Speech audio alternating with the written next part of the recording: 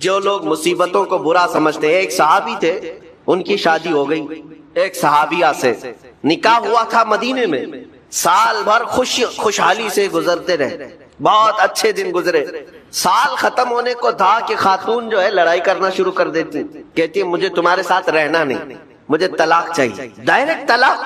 تو صحابی نے کہا ہوا کیا؟ وہ صحابیہ کہتی تھی نہیں مجھے تمہارے ساتھ رہنا نہیں۔ اس صحابی نے کہا ٹھیک ہے اگر ایسا ہی ہے تو حضور پاک صلی اللہ علیہ وسلم کے پاس چلتے ہیں، وہاں جا کر فیصلہ کرا لیں گے۔ تو وہ صحابیہ مان گئیں، کہا چلو چلتے ہیں۔ تو دونوں چلے جا رہے تھے اپنے گھر سے، حضور پاک صلی اللہ علیہ وسلم کے دربار میں فیصلہ کروانا ہے۔ چلتے وقت راستے میں ایک پتھر سے ٹھوکر لگ گئی اس صحابی کو، اور اتنی تیز ٹھوکر لگی کہ ان کا ناخن اکھڑ گیا۔ اب وہ ان کی خاتون جو بیوی صحابیاں ہیں وہ فوراً اپنے دوپٹے کا کپڑا پھاڑ کر کے انگلی کو باندھتی ہیں اور خون روکتی ہیں، اور اس کے بعد کہتی ہے چلو واپس گھر چلتے ہیں۔ گھر واپس آنے کے بعد وہ کہتی مجھے طلاق نہیں چاہیے، ساتھ میں رہوں۔ کہا عورتوں کا موڈ، عورتوں کا اس طرح کا فیصلہ کیا بات ہے؟ وہ صحابیہ کہتی ہے میں نے سنا ہے کہ جب کبھی کوئی بندہ بیمار نہیں ہوتا تو اللہ اسے پسند نہیں کرتا۔ میں نے جب سے تم سے شادی کی ہے سال بھر ہو گئے، ایک بار بھی تم کو بیمار ہوتے نہیں دیکھا۔ مجھے ایسا لگنے لگا کہ کہیں تم اللہ کے ناپسندیدہ بندے تو نہیں ہو، اس لیے میں تمہارے ساتھ نہیں رہنا چاہتی تھی۔ اب جب راستے میں ٹھوکر لگ کر ناخن اکھڑ گیا تو مجھے احساس ہوا کہ اللہ تجھے بھی پسند کرتا، میں تیرے ساتھ رہنے کو تیار ہوں۔ وہ صحابیہ تھیں۔ میرے عزیزو، اس کا مطلب یہ نہیں کہ ہم آپس میں ایک دوسرے کے بیمار ہونے کی انتظار میں رہیں۔ شوہر یہ سوچے کہ میری بیوی بیمار کیوں نہیں ہوتی، اور بیوی یہ سوچتی رہے کہ میرا شوہر بیمار کب ہوگا۔ وہ توکل کا اعلیٰ درجہ ہے۔ انتظار اور تمنا مت کرو بیمار ہونے کا، بلکہ بیماری آ جائے تو اللہ کا شکر ادا کرو، آ جائے تو صبر کرو۔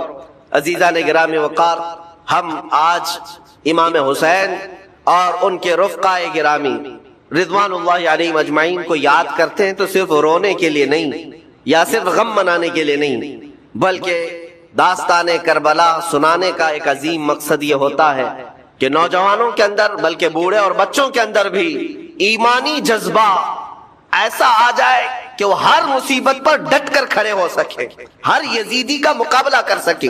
ایک تو اس کا میسج یہ ہے، اور دوسرا میسج یہ ہے کہ چاہے جیسی بھی مصیبتیں آئیں ایمان کے ساتھ رہنا ہے، صبر اور شکر کو ہرگز نہیں چھوڑنا ہے۔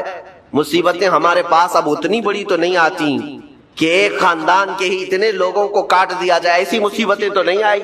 اب جو کچھ بھی آتی ہیں ہمارے ساتھ وہ مال کی کمی کی، کبھی دکان میں دھندا نہیں چلتا، کبھی بچے کسی کو نہیں ہو رہے ہیں، یا پھر گھر میں کوئی بیمار ہے، کوئی مستقل بیماری آ گئی ہے، یہی تو مصیبتیں ہیں۔ مومن کے لیے یہ قید خانہ ہے، زیادہ آسائش اور آرام کی فکر نہ کرو، یہ دنیا مومن کے لیے قید خانہ ہے۔ اسی لیے شاعر نے کیا خوب کہا، جب کسی کا انتقال ہوتا ہے، ایک سچے مومن کا انتقال ہوتا ہے تو لوگ کہتے فلاں مر گیا، فلاں مر گیا، تو ایک شاعر نے بہت اچھے انداز سے کہا ہے کہ کون کہتا ہے کہ مومن مر گیا؟ جو سچا مومن ہے اس کے لیے کہہ رہا ہوں۔ وہ شاعر نے کہا کون کہتا ہے کہ مومن مر گیا، قید سے چھوٹا وہ اپنے گھر گیا۔ حقیقت تو یہ، قید سے چھوٹا وہ اپنے گھر گیا۔ یہاں دنیا میں زیادہ آسائش، زیادہ آرام کی طلب انسان کو مغرور بنا دیتی ہے، تکبر والا بنا دیتی ہے، گھمنڈی بنا دیتی ہے، اور اللہ تبارک و تعالیٰ کی بارگاہ میں ہمیشہ سر بسجود رہنے والا وہ بندہ ہے جو مصیبتوں میں گھرا رہتا ہے۔ کچھ نہ کچھ مصیبتیں ایسی ہیں جو تمہیں مسجد تک لاتی ہیں، قرآن تک لاتی ہیں، تسبیح تک لاتی ہیں، اور کوئی مصیبت نہ ہو، کوئی تکلیف نہ ہو تو پھر جلدی بندہ اللہ کو بھی یاد نہیں کرتا۔ اسی لیے رب تبارک و تعالیٰ کی بارگاہ میں کچھ فرشتے ایسے ہیں جب تم رو رو کر کے دعائیں کرتے ہو پھر یہ کہتے ہو میری دعائی نہیں قبول ہوتی، مولانا آپ کیجئے، میں تو کب سے کی دعا مانگ رہا ہوں، میری تو دعا ہوتی ہی نہیں، اور آپ کہتے ہیں اللہ تعالیٰ بہت جلدی دعا قبول کرتا ہے۔ یہ نا امیدی تمہاری اللہ تعالیٰ کی ذات سے ہرگز جائز نہیں۔ لیکن میں وجہ بھی بتا دیتا ہوں، کچھ فرشتے ایسے ہیں جو تمہاری دعائیں سن سن کر کے اللہ سے کہتے مولا یہ بندہ کتنا مانگ رہا ہے، تو قبول کیوں نہیں کرتا؟ رب تبارک و تعالیٰ یہ جو مانگ رہا ہے اسے دے کیوں نہیں دیتا؟ رب تعالیٰ فرماتا ہے فرشتوں میں بھی سن رہا ہوں اس کے مانگنے کو، اس کی دعاؤں کو، اگر میں ابھی اس کو دے دوں تو وہ مانگنا بند کر دے گا، اور اس کا مانگنا مجھے اچھا لگتا ہے، جب تک وہ مانگتا رہے گا میں اسے پسند کرتا رہوں۔ ایک وجہ یہ بھی ہوتی ہے تم مایوس ہو کر کے چھوڑ دیتے ہو کہ آپ کیا دعا کرنا، اتنے دنوں سے کر ہی رہا تھا، کچھ نہیں ہوتا۔ اگر تمہاری دعاؤں کا اثر جلدی نظر نہیں آتا تو رحمان تمہاری دعائیں سن رہا ہے اور وہ تمہاری دعائیں پسند بھی کر رہا ہے۔ میرے عزیزو، یہ تمام حالات میں آپ اللہ تبارک و تعالیٰ کی بارگاہ میں کثرت سے دعائی کریں اور مانگا ہی کریں جب مصیبتیں آئیں۔ آج کے حالات بھی ہماری آزمائش کے کیا کہ رسول صلی اللہ تعالی علیہ وسلم ارشاد فرماتے ہیں الا وان فی الجسد اذا صلحت صلح واذا فسدت فسد الا وهي القلب۔ حضور پاک صلی اللہ تعالی علیہ وسلم کا فرمان عالی شان ہے کہ آگاہ ہو جاؤ، جسم کے اندر گوشت کا ایک ایسا ٹکڑا ہے، سب کے جسم کے اندر گوشت کا ایک ایسا ٹکڑا ہے کہ اگر وہ صحیح ہو گیا تو پورا جسم صحیح ہے، اور اگر وہ بگڑ گیا تو پورا جسم بگڑ جائے۔ وہ کیا ہے؟ الا وہی القلب۔ میرے آقا فرماتے ہیں آگاہ ہو جاؤ، وہ دل ہے، وہ دل ہے۔ دل اگر صحیح رہا تو پورا جسم صحیح رہے۔ سائنٹیفک طریقے سے بھی دیکھا جائے، جسمانی یا حیاتیات بایولوجی کے اعتبار سے دیکھا جائے تو بھی جسم کے اندر دل کا بڑا مقام ہے۔ روحانی اعتبار سے، اسلامی نظریے کے اعتبار سے دل کا بڑا مقام ہے۔ اس کو رئیس الاعضاء کہا گیا ہے، سارے اعضاء کا، ہمارے سارے باڈی کے پارٹس کا بادشاہ۔ اس کے صحیح ہونے کو میرے آقا صلی اللہ تعالی علیہ وسلم نے اسی لیے فرمایا کہ اگر وہ صحیح ہو گیا تو پورا جسم صحیح۔ تمہاری آنکھیں صحیح کام کر رہی ہیں، تمہارے ہاتھ اور پیر صحیح کام کر رہے ہوں گے، تمہاری زبان صحیح بول رہی ہوگی، ذہن و دماغ صحیح کام کر رہا ہوگا۔ لیکن دل اگر بگڑ گیا ہے، اس کے اندر دوسری چیزیں بھر گئی ہیں تو پھر ہر چیز فسادی ہو جائے گی۔ اس کی آنکھوں سے بھی، اس کے ہاتھوں پیروں سے بھی، زبان سے برائیاں ہی صادر ہونے لگ جائیں گی۔ تو اسی لیے اولیاء کرام کے مدرسے میں خاص طور پر دل صفائی پر توجہ دی جاتی ہے، جس کو تزکیہ قلب کہا جاتا ہے، تصفیہ قلب کہا جاتا ہے۔ صفائی، دل کی صفائی اور دل کی پاکیزگی یہ بہت ضروری چیز ہے۔ اس کے بغیر آدمی کے اندر کوئی چیز ٹھہرتی، اور دل کا معاملہ ایسا ہے کہ پل میں تولا پل میں ماشا، کبھی ادھر کا ہوتا ہے کبھی ادھر کا ہوتا ہے، ابھی کچھ اور سوچ رہا ہے، تھوڑی دیر کے بعد کچھ اور دل میں آ رہا ہوتا ہے۔ قلب کہتے ہیں پلٹنے کی، عربی میں جو پتا ہوا میں گرا ہوا ہوتا ہے، سوکھا پتا، دیکھیں ہوا میں وہ کتنے بار ادھر سے ادھر ہوتا رہتا ہے۔ تو اسی طرح سے دل کو بھی کہا گیا ہے کہ یہ ہواؤں کی طرح پتا جس طرح سے الٹ پلٹ ہوتا رہتا ہے، دل کا بھی معاملہ وہی۔ اور دوسری ایک حدیث ہے، اللہ کے رسول صلی اللہ علیہ وسلم ارشاد فرماتے ہیں تم کیا سمجھتے ہو کہ دل تمہارے کنٹرول میں، تمہارے قابو میں؟ ان القلب بین اصبعی الرحمن، بے شک دل اللہ کی دو انگشت قدرت کے بیچ میں ہے، جس طرف چاہے رب تعالیٰ اسے گھما دے۔ اسی لیے رسول کریم صلی اللہ تعالیٰ علیہ وسلم جب نمازوں میں دعا کرتے تھے تو ایک دعا حضور سے یہ بھی ثابت ہے، ہمیشہ میرے آقا یہ دعا کرتے تھے، یا مقلب القلوب ثبت قلبی علی دینک، اے دلوں کو پھیرنے والے خدا میرے دل کو اپنے دین پر قائم۔ یہ دعا آپ بھی کیا کریں کہ رسول کریم صلی اللہ تعالیٰ علیہ وسلم نے ہمیں تعلیم دی ہے اس چیز کی کہ دلوں کو پھیرنے والے خدا، آج تو دل تیرا، آج تیری طرف سے دیا ہوا یہ دل اسلام پر ہے، ایمان پر ہے، کیا پتا کل کا آنے والا دن اس دل کو کس طرف پھیر دے، آنے والے حادثات دل کے اندر کیا چیزیں پھیلا دیں، کیا چیزیں ڈال دیں۔ اچھے اچھے لوگوں کو بگڑتے ہوئے دیکھا ہے۔ اسی لیے ہمیشہ اس بات کی طرف رہیں کہ اللہ تبارک و تعالی ہمارے دل کو اپنے دین پر اور اپنی عبادت پر قائم رکھے۔ دوسری چیز یہ قلب کے متعلق قرآن نے کیا کہا؟ الذین آمنوا وتطمئن قلوبهم بذکر اللہ۔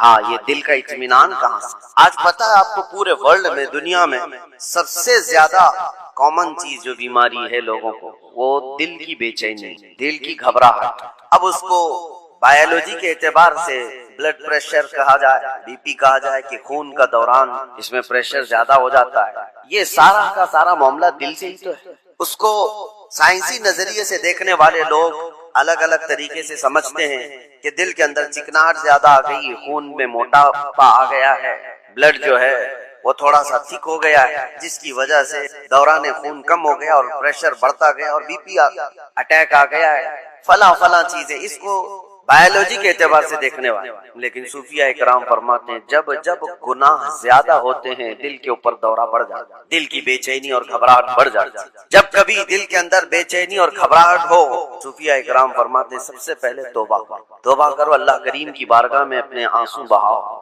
دیکھنا دل تمہارا ہلکا ہو جائے۔ اور قرآن کیا کہتا ہے؟ قرآن یہ کہتا ہے جو ایمان والے لوگ ہیں ان کے دلوں کا اطمینان اللہ کے ذکر سے ہوتا ہے، الا بذکر اللہ تطمئن القلوب، آگاہ ہو جاؤ اللہ کے ذکر سے دلوں کو سکون ملتا ہے۔ اور یہاں حال یہ ہے کہ جو ایمان والے ہیں وہ مہینوں ہو جاتا ہے اللہ کا ذکر نہیں کرتے، تو پھر دل کو انہوں نے بے چین ہی تو رکھا ہے، دل کو غذا نہیں دی، دل کو ایسی آوارہ چھوڑ رکھا ہے۔ ارے میاں جسم کو صبح سے لے کر رات تک کھانا نہ دو تو یہ نڈھال ہو جاتا ہے، چکر آنے لگ جاتے ہیں۔ اگر 2-3 دن کھانا نہ دیا جائے تو جسم تو ختم ہی ہو جاتا ہے۔ تو جب جسم کمزور ہوتا ہے بغیر غذا کے تو دل بھی کمزور ہوتا ہے بغیر غذا کے، اور دل کی غذا ہے اللہ کا ذکر۔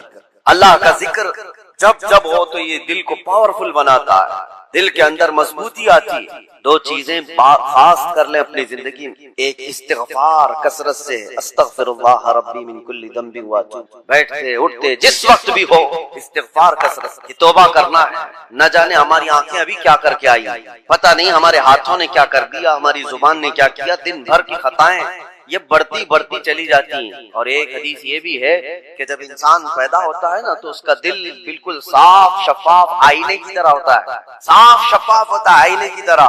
جب وہ گناہ کرتا ہے تو ایک کالا دھبا اس کے دل پر لگا دیا جاتا ہے، ایک دھبا، پھر دوسرا گناہ کرتا ہے دوسرا دھبا، تیسرا گناہ کرتا ہے تیسرا دھبا۔ تو یہ دھبے، یہ داغ بڑھتے پھر پورے دل کو کالا کر دیتے، پورا دل سیاہ ہو جاتا ہے۔ اور جب دل کالا ہو جائے تو اس کی علامتیں یہ بتائی گئی ہیں کہ مسجد میں زیادہ دیر بیٹھنے کا من نہیں کرتا، قرآن زیادہ دیر پڑھنے کی طبیعت نہیں چاہتی، جلدی سے قرآن بند کر دو، جلدی سے مسجد سے نکل کر بھاگ جاؤ، نیکیوں کی طرف اس کی رغبت نہیں ہوتی، جیب میں پیسے ہوں گے لیکن کسی کو خیرات کرنے کا دل نہیں کرتا۔ تو یہ دل کے کالے ہونے کی علامات ہیں، سیاہ ہونے کی علامات ہیں۔ یہ ایکسرا مشین سے اور سونوگرافی سے معلوم ہونے والی چیزیں نہیں ہیں، یہ اللہ کے نبی صلی اللہ تعالی علیہ وسلم نے بیان فرمایا۔ اب اس کی علاج کی طرف ہمیں توجہ دینی ہے۔ آج دنیا نے ہمارے دلوں کو اپنے رنگین گناہوں سے سیاہ کر ہی دیا ہے۔ دیکھیں ہم صبح سے شام تک جن کاموں میں مصروف ہیں، اب آج سب سے زیادہ ہمارے پاس کوئی چیز مشغول ہے تو وہ ہمارا T V screen, mobile screen, نہ جانے وہ کن کن چیزوں کو دکھاتے ہوئے ہماری آنکھوں کو خرید جاتے ہیں، کنٹرول بھی نہیں رہ پاتا۔ اسی لیے دل پر بوجھ بڑھتا جا رہا ہے، جس کو آپ ٹینشن کہتے ہیں، جس کو آپ لوگ ڈپریشن کہہ رہے ہیں، یہ صرف حادثات کا یا پھر دنیاوی کسی خسارے کا ٹینشن نہیں ہے، یہ دل کا سیاہ پن دماغ پر بوجھ بنا دیتا ہے، بھاری ہو جاتی ہے طبیعت۔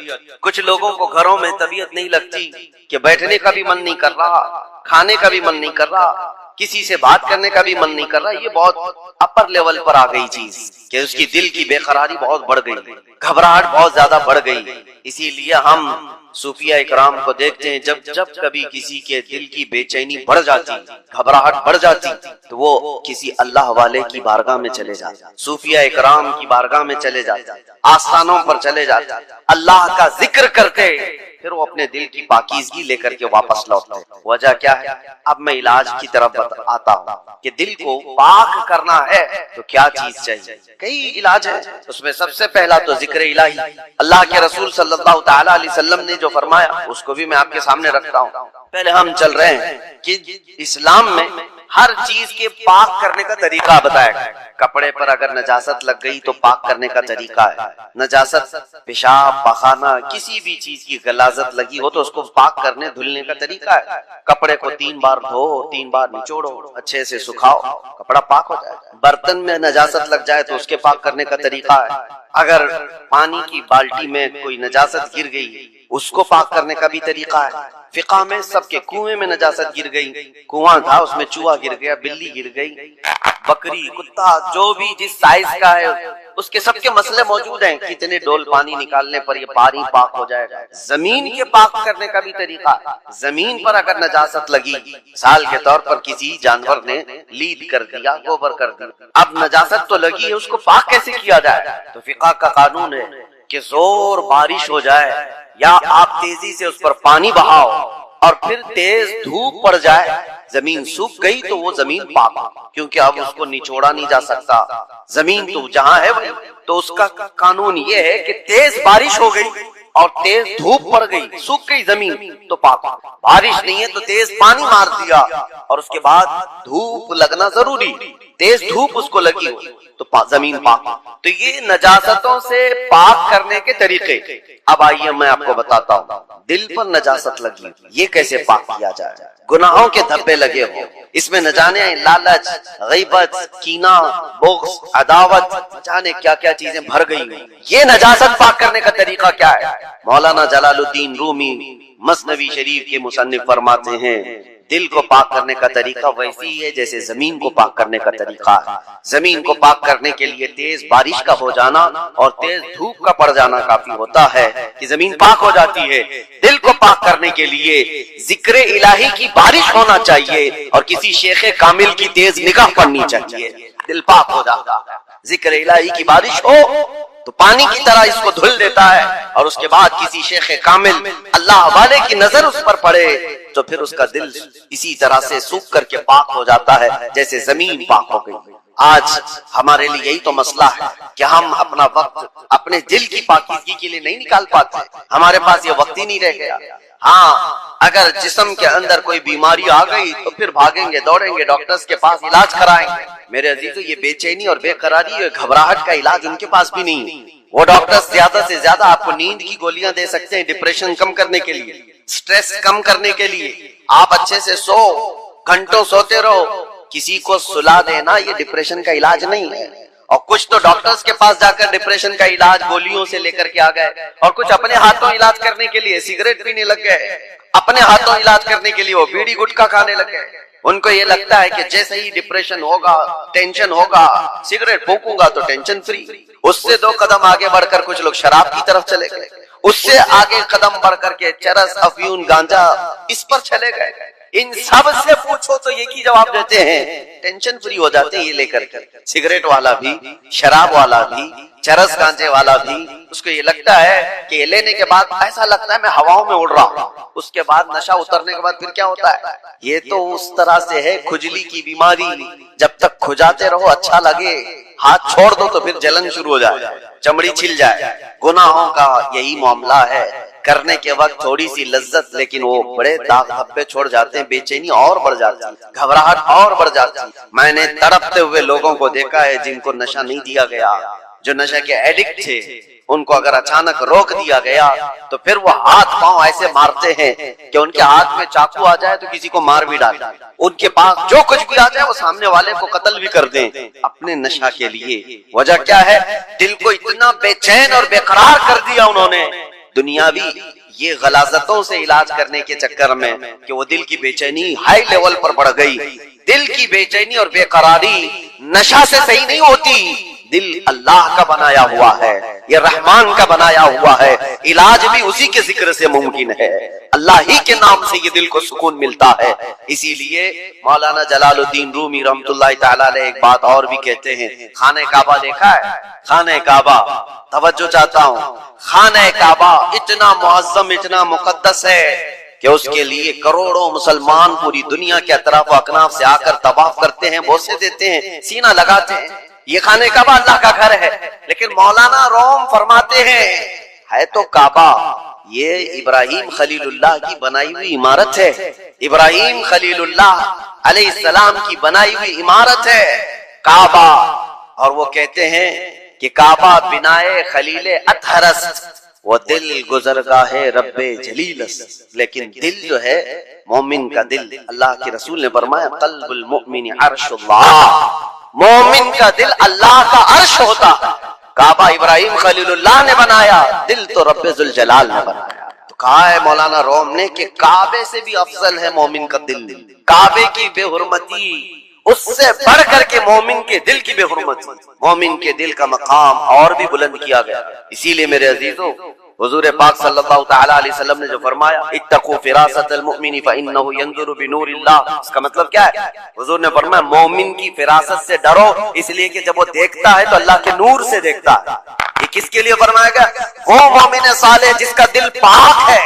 ہوتا کیا ہے میں آپ کو بتاؤں، جس کا دل پاک ہے اولیاء کاملین کی بارگاہوں میں جانے کے وقت ہوتا کیا ہے؟ آپ آئے اور کوئی چیز آپ زبان سے کہا نہیں، لیکن میں ایک شیشہ لے کر کے بیٹھا ہوں، ایک آئینہ لے کر کے بیٹھا ہوں. آپ کے آتے ہی آپ کی پوری تصویر اس آئینے میں آئے گی کہ نہیں آئے گی؟ کچھ نہیں کہا آپ نے، بولا کچھ نہیں، اور میں آپ کی تصویر پوری آئینے کے اندر دیکھ سکتا ہوں۔ بزرگان دین کے دلوں کا معاملہ ایسا ہی ہے، وہ اتنا پاک دل ہوتا ہے، جو بھی سامنے جاتا ہے اس کے دل کی ساری تصویر ان کے دل پر چھپ جاتی ہے، وہ یہ تک بھی جانتے ہیں کہ یہ کیا چیزیں لے کر کے آیا ہے۔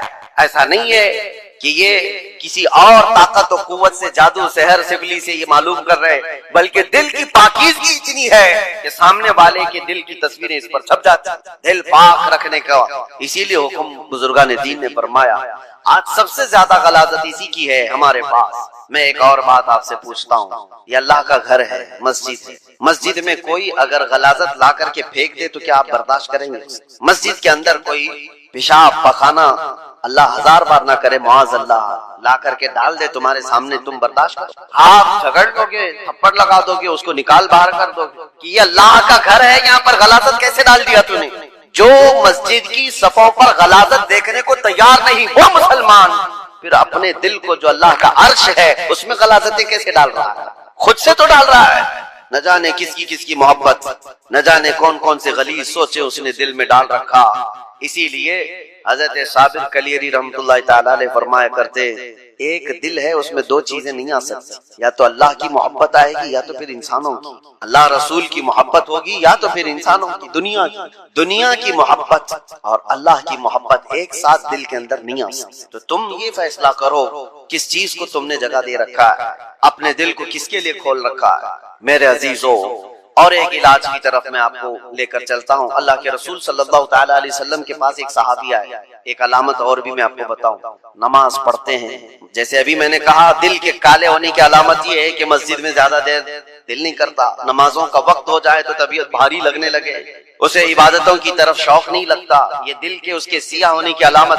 اسی طرح سے جب قرآن کی تلاوت ہوتی ہے نا تو پاک دل والے کی آنکھوں سے آنسو آ جاتا ہے، صاف دل والا نمازوں میں ماہ ہو جاتا ہے، ڈوب جاتا ہے، اور دل کے اندر اگر گناہوں کا بوجھ ہو تو نماز بھی بھاری، اور پیچھے سے چلانے لگ جائے امام صاحب کتنی لمبی قرات کرتے ہیں یار، یہ تو دعائیں کتنی لمبی لمبی مانگتے ہیں، ہمارا کام دھندا ہے، تمہارا دل کا بوجھ ہے جو تم 3 گھنٹے 4 گھنٹے میچ دیکھنے پر یہ نہیں کہتے کہ یہ کتنا لمبا چل رہا ہے، فلمیں دیکھنے پر کبھی یہ نہیں کہتے، لیکن مسجد میں 10 منٹ سے زیادہ کی اگر جماعت ہو جائے تو یہ بے چینی اور بے قراری کیوں بڑھ جاتی ہے؟ آپ کو پتا ہے وہ صحابہ کرام جب نماز پڑھاتے تھے، حضرت معاذ ابن جبل فجر کی نماز میں انہوں نے پورے سورہ بقرہ پڑھا دی تھی، سورہ بقرہ 2.5 پارے کی ہے، آپ 2.5 صفحہ نہیں سن پاؤ گے، 2.5 پارے تقریباً انہوں نے پورے فجر کی نماز میں پڑھا دی۔ وہ صحابہ نہ ہوتے تھے سننے میں۔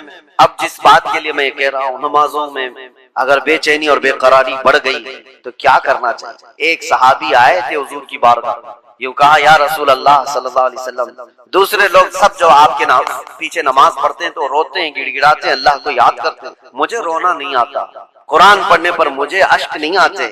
حضور پاک صلی اللہ علیہ وسلم نے فرمایا تمہارا دل سخت ہو گیا، یہ فرمایا تمہارا دل سخت ہو گیا ہے، اس کو نرم کرو۔ کہا کیا کروں؟